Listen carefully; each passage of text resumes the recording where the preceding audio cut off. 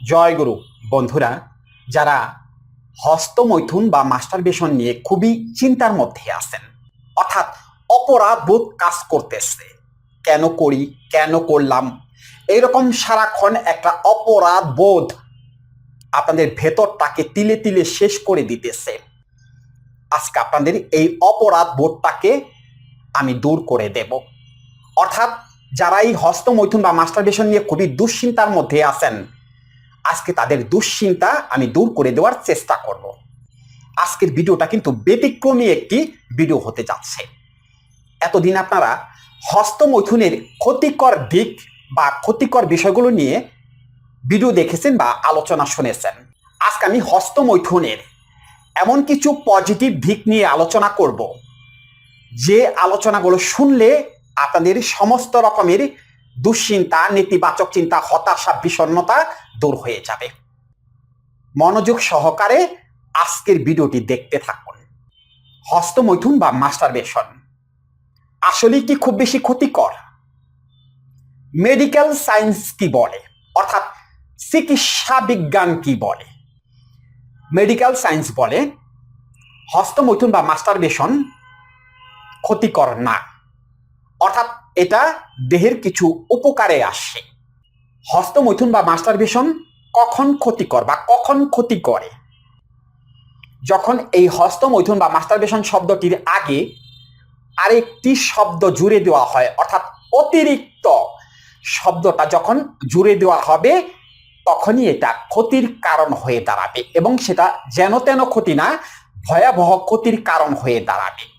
অতিরিক্ত কোনো কিছুই ভালো না, অর্থাৎ যখন আপনি অতিরিক্ত হস্তমৈথুন বা মাস্টারবেশন করবেন, তখনই আপনি বিভিন্ন রকমের দৈহিক এবং মানসিক সমস্যায় পড়ে যাবেন। কিন্তু আপনি যদি মাসে একবার বা সর্বোচ্চ 2 বার হস্তমৈথুন বা মাস্টারবেশন করেন, তাহলে সেটা ক্ষতি হবে না, বরঞ্চ এটা আপনার শরীরের জন্য ভালো হবে। তাই একজন প্রাপ্তবয়স্ক পুরুষ যদি প্রতি মাসে 1 বার বা 2 বার হস্তমৈথুন করে, তাতে তেমন কোনো সমস্যা নেই।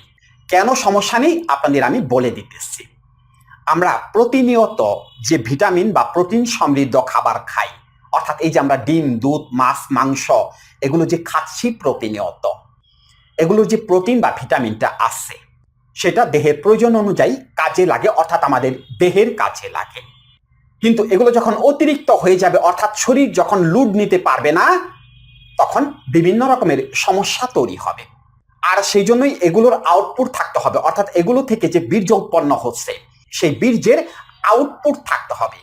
তা না হলে শরীরে বিভিন্ন রকমের সমস্যা তৈরি হয়ে যাবে। আমি ছোট্ট একটি উদাহরণ দিয়ে আপনাদের বোঝানোর চেষ্টা করতেছি। পুকুর চিনেন না? পুকুর বা বদ্ধ জলাশয়, যেখানে কোনো জোয়ার ভাটা নেই, অর্থাৎ চারদিকে আটকানো থাকে, এরকম পুকুর বা জলাশয়ের পানি আপনারা ভালো করে খেয়াল করে দেখবেন পচা, দুর্গন্ধযুক্ত। অর্থাৎ অনেকদিন হয়ে গেলে পরে সেই পুকুর বা জলাশয়ের পানি পচে যায়, পচে নষ্ট হয়ে যায়, পানি দিয়ে দুর্গন্ধ হয়। এবং ভালো করে খেয়াল করে দেখবেন সেই পানির মধ্যে পোকা হয়, পোকাগুলো কিলবিল কিলবিল করতে থাকে, অর্থাৎ ওই পানি পান করার অনুপযোগী। ওই পানি পান করলে বিভিন্ন রকমের সমস্যা হবে। কারণটা কি? ওই যে জোয়ার ভাটা নেই, বদ্ধ পানি, পানি কোথাও দিয়ে বের হইতে পারতেছে না, অর্থাৎ জোয়ার ভাটা নেই, সেই জন্য ওই পানি দূষিত পানি। আর এই যে নদীর পানি দেখেন না আপনারা, নদীর পানি যেখানে জোয়ার ভাটা আছে, সেই নদীর পানি যদি আপনারা বাইরে থেকে দেখেন যে বালুর মতো আছে, অর্থাৎ ঘোলাটে, কিন্তু তারপরে কি আপনারা জানেন যে সেই নদীর পানি জীবাণুমুক্ত? সেই নদীর পানিতে রোগ জীবাণু থাকে না। কারণটা কি? কারণটা হলো নদীতে জোয়ার ভাটা হয়, সেই জন্য নদীর পানি সবসময় পবিত্র থাকে, দূষণমুক্ত থাকে, আর পুকুরের পানি দূষিত থাকে। ক্লিয়ার? বিষয়টি বুঝতে পারছেন? আমাদের এই যে দেহটা আছে, এই দেহটা কিন্তু নদীর মতো থাকতে হবে, অর্থাৎ এই দেহে জোয়ার ভাটা থাকতে হবে। যখন জোয়ার ভাটা থাকবে না, অর্থাৎ বীর্যের আদান প্রদান হবে না, তখন শরীরে বিভিন্ন রকমের সমস্যা তৈরি হবে, অর্থাৎ ওই রকম পুকুরের পানির মতো জীবাণু তৈরি হবে, শরীর দিয়ে দুর্গন্ধ আসবে। অর্থাৎ যদি জোয়ার ভাটা না থাকে, তাহলে শরীরে বিভিন্ন রকমের সমস্যা তৈরি হবে। বীর্যের আদান প্রদান না হলে কি কি সমস্যা তৈরি হতে পারে আপনাদের আমি একটু বলে দিতেছি। ভালো করে আপনারা খেয়াল করে দেখবেন, 1 মাস বা 1.5 মাস বা 2 মাসের মধ্যে যাদের কোনো বীর্যপাত হয়নি, অর্থাৎ যারা সহবাসেও যাননি, কিন্তু কোনো কাজও করেননি, অর্থাৎ মাস্টারবেশন বা হস্তমৈথুনও করেননি, বা স্বপ্ন দোষও হয়নি, তাদের মেজাজ খিটখিটে হয়ে যাবে, অর্থাৎ অল টাইম তারা রেগে থাকবেন, রাগ উঠে যাবে। কেউ একটা ভালো কথা বললেও এরা হুটহাট রেগে যাবে। এদের ঘুম হবে না, সারা রাত এরা এপাশ ওপাশ করবে, কিন্তু এদের ঘুম আসবে না। খাবার দাবারে একদম রুচি কমে যাবে, অর্থাৎ একদম খাইতে ইচ্ছে করবে না, পেটে বিভিন্ন রকমের সমস্যা তৈরি হবে, আর সারাক্ষণ একটা বিষণ্ণতা কাজ করবে, অর্থাৎ কোনো কিছু ভালো লাগবে না, কাজে কর্মে একদম মনোযোগ থাকবে না। বিশেষ করে যারা পড়াশোনা করেন তাদের তো লেখাপড়ায় একেবারেই মনোযোগ থাকবে না, মেজাজ খিটখিটে হয়ে যাওয়ার কারণে। ভালো একটা জিনিস আপনারা করতে পারবেন না, অর্থাৎ ওই কাজের প্রতি বা পড়াশোনার প্রতি কোনো ফোকাস থাকবে না, ফোকাস নষ্ট হয়ে যাবে, মনোযোগ নষ্ট হয়ে যাবে। আর বিভিন্ন অন্যায় কাজ আপনার দ্বারা সংগঠিত হবে। ওই যে মাথা গরম, পাওয়ার আছে, পাওয়ারকে আপনি কন্ট্রোল করতে পারতেছেন না, সেই জন্য বিভিন্ন অন্যায় কাজ আপনার দ্বারা সংগঠিত হবে। যেখানে যেটা প্রয়োজন না সেখানে সেটা করে ফেলবেন আপনারা, মানে মান সম্মান, ব্যক্তিত্ব এগুলো নষ্ট হয়ে যাবে। আর ওই যে রাগ অতিরিক্ত থাকার কারণে এমনও হতে পারে আপনি বিভিন্ন জায়গায় অপমান অপদস্থ হতে পারেন, অর্থাৎ আপনি বিভিন্ন মানসিক সমস্যায় জর্জরিত হয়ে পড়বেন। দৈহিক আরো বেশ কিছু সমস্যা তৈরি হবে।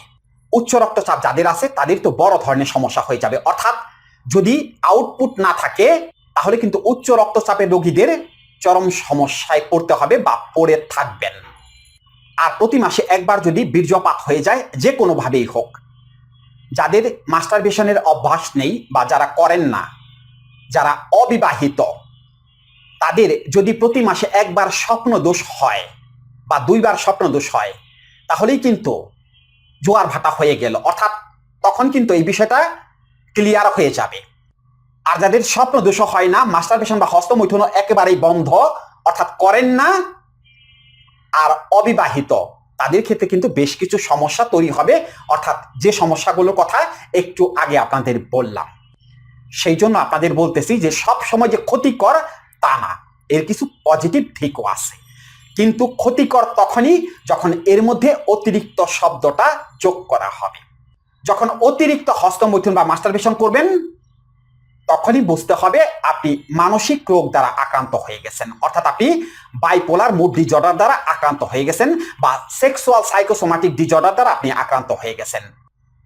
তখন আপনাকে বুঝতে হবে আপনি মানসিক রোগী, অর্থাৎ অতিরিক্ত হস্তমৈথুন করলেই আপনাকে বুঝতে হবে আপনি মানসিক রোগী। তখন বড় ধরনের সমস্যা তৈরি হবে, অ্যাংজাইটি দ্বারা আক্রান্ত হবেন, ডিপ্রেশন দ্বারা আক্রান্ত হবেন, ওসিডি প্রবলেম বা সন্দেহবাতিক রোগ দ্বারা আক্রান্ত হবেন। আর দৈহিক যে সমস্যাগুলো হবে সেগুলো হলো পেটের সমস্যা, অর্থাৎ কনস্টিপেশন বা আইবিএস দ্বারা আপনারা আক্রান্ত হবেন।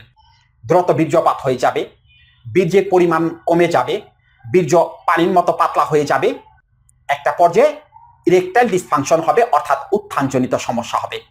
আর চেহারা, সেটা তো আপনারা নিজেরাই জানেন কি হবে, একেবারে কঙ্কালসার হয়ে যাবে, বিছানা থেকে উঠতে পারবেন না, হাঁটতে গেলে পরে মাথাটা চক্কর দেবে, তার মধ্যে বিভিন্ন রকমের মৃত্যু ভয় চলে আসবে।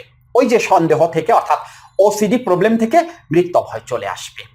তাই অতিরিক্ত হস্তমৈথুন বা মাস্টারবেশন একেবারেই করা যাবে না। কিন্তু আপনারা তো এখান থেকে বের হয়ে আসতে পারতেছেন না, কত কিছু করতেছেন, কান ধরতেছেন, মনে মনে তওবা করতেছেন, তারপরে কি পারতেছেন এখান থেকে বের হয়ে আসার জন্য? পারবেন না। একটু আগে কথাটা বলছি, অতিরিক্ত হস্তমৈথুন যারা করে তারা হলো মানসিক রোগী, তারা বাইপোলার ডিজঅর্ডার দ্বারা আক্রান্ত বা সেক্সুয়াল সাইকোসোমাটিক ডিজঅর্ডার দ্বারা আক্রান্ত। তাদের মাথায় একের পর এক খারাপ চিন্তা আসতেই থাকে, অর্থাৎ অতিরিক্ত কামক চিন্তা আসার কারণে ডোপামিন হরমোন বেড়ে যায়, যার কারণে আপনারা হস্তমৈথুন বা মাস্টারবেশন করতে বাধ্য হন। তাহলে কি সমাধান নেই? ওই ওষুধ খেলে কি সমাধান হবে? তাবিজ গলায় ঝুলাই রাখলে কি হস্তমৈথুন বা মাস্টারবেশন বন্ধ করতে পারবেন? কখনো পারবেন না। এর জন্য করতে হবে কাউন্সেলিং, যেটাকে সাইকোথেরাপি বলে, অর্থাৎ কথার মাধ্যমে আপনার ব্রেনকে ঠান্ডা করে দিতে হবে, আপনার মনের মধ্যে প্রশান্তি নিয়ে আসতে হবে, আপনার মধ্য থেকে দুশ্চিন্তা, নেতিবাচক চিন্তা, সন্দেহ এগুলোকে দূর করে দিতে হবে কথার মাধ্যমে, যেটাকে কাউন্সেলিং বলে। যারা অতিরিক্ত হস্তমৈথুন বা মাস্টারবেশন করেন তাদের যদি সঠিকভাবে 4 থেকে 5টা দিন কাউন্সেলিং করানো হয়, সারা জীবনের জন্য অতিরিক্ত হস্তমৈথুন বা মাস্টারবেশন করা বন্ধ হয়ে যাবে, নিজেকে ফিরে পাবেন, নিজের জীবন বদলে যাবে।